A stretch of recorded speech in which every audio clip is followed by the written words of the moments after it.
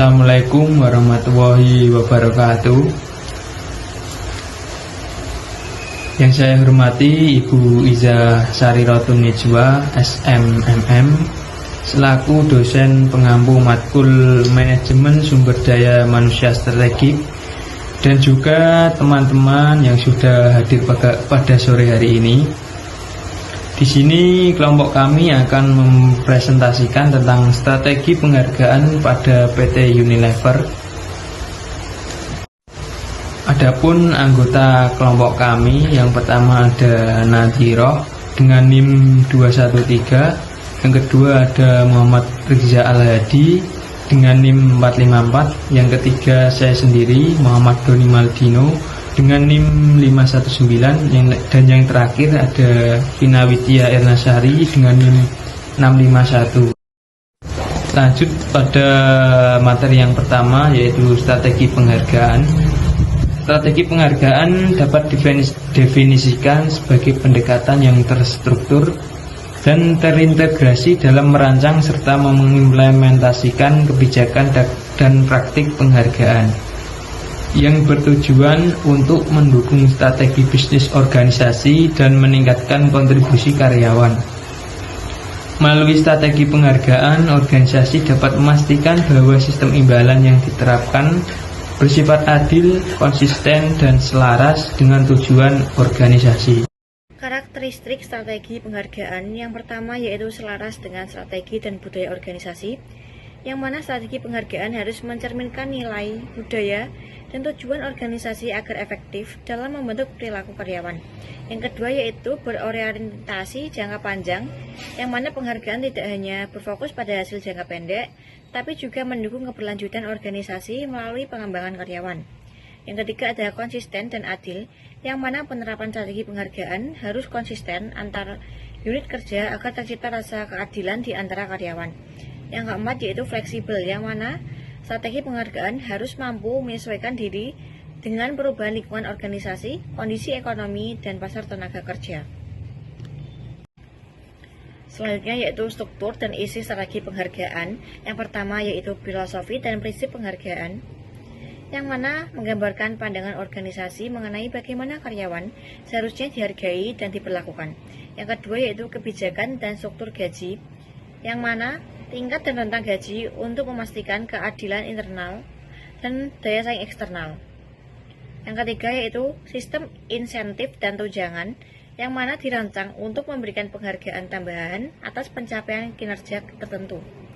Dan yang keempat yaitu penghargaan finansial dan non-finansial, yang mana selain gaji, penghargaan non-finansial seperti pengakuan, peluang karir, dan pengembangan diri berperan penting dalam meningkatkan kepuasan kerja. Selanjutnya, strategi penghargaan yang efektif.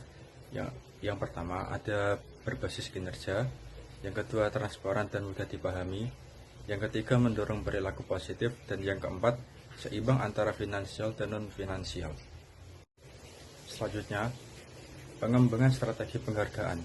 Yang pertama, analisis strategi bisnis dan SDM. Pengembangan strategi penghargaan dimulai dengan memahami arah bisnis dan kebutuhan sumber daya manusia. Yang kedua, evaluasi bisnis penghargaan yang ada. Organisasi perlu menilai apakah sistem penghargaan saat ini sudah efektif dan adil. Yang ketiga, identifikasi kebutuhan dan kemampuan organisasi.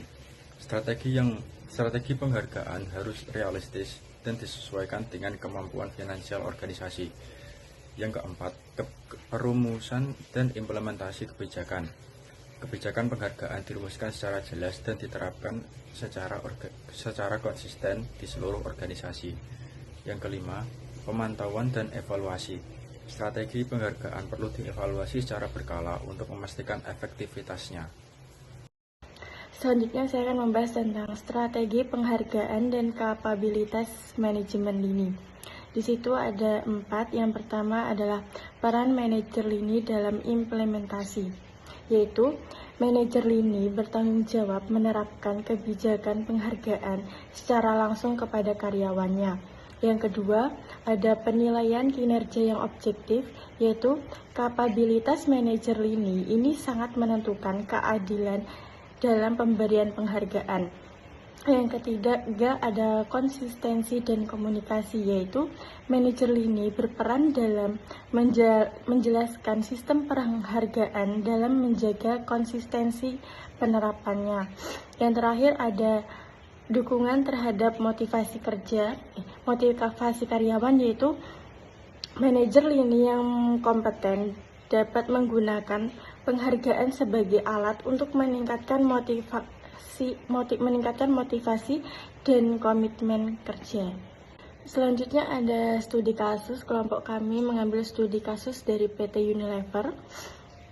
PT Unilever Indonesia Tbk menerapkan strategi penghargaan yang berbasis total rewards yang mengintegrasikan penghargaan finansial dan non-finansial itu sebagai bagian dari upaya peningkatan kinerja dan keterlibatan karyawan.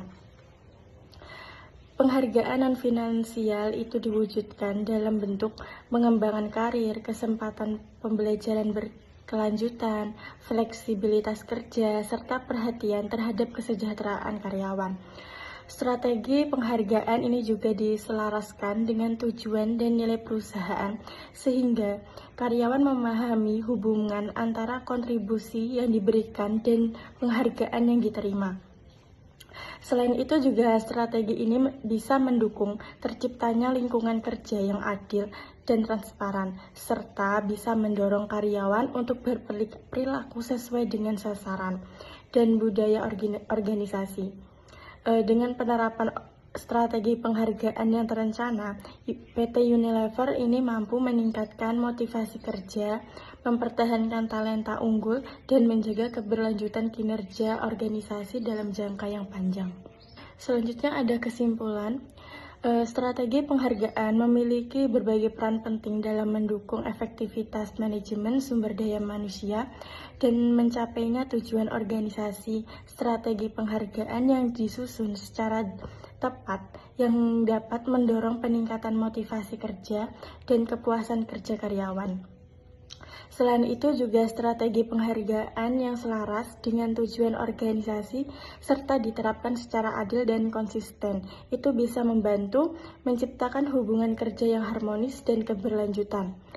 Keberhasilan penerapan strategi penghargaan ini juga sangat dipengaruhi oleh kemampuan manajemen dalam mengelola, mengomunikasikan, dan mengevaluasi sistem penghargaan secara berkesinambungan. Oke, selanjutnya apabila ada yang ditanyakan dari teman-teman bisa melalui via grup WA. Terima kasih, sekian presentasi dari kelompok kami. Apabila ada salah kata atau perbuatan dari kelompok kami, mohon dimaafkan sebesar-besarnya. Wassalamualaikum warahmatullahi wabarakatuh.